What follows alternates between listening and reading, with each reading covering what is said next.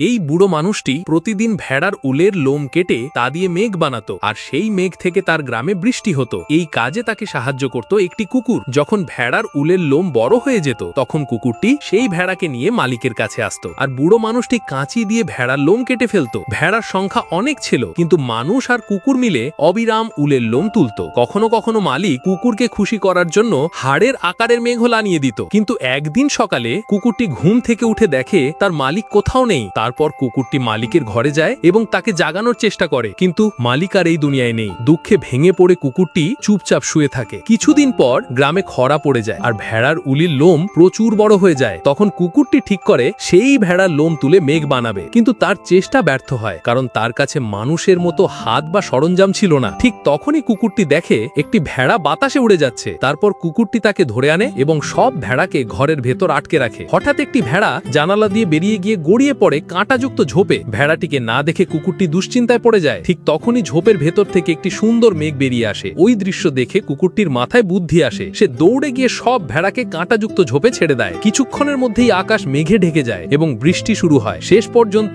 এই কুকুর তার মালিকের মহৎ ঐতিহ্যকে এগিয়ে নিয়ে যায়। আমাদের থেকে টিকটকে লাইক ভিউজ কিনতে পারবেন। কিনতে এই নাম্বারে হোয়াটসঅ্যাপে মেসেজ করুন।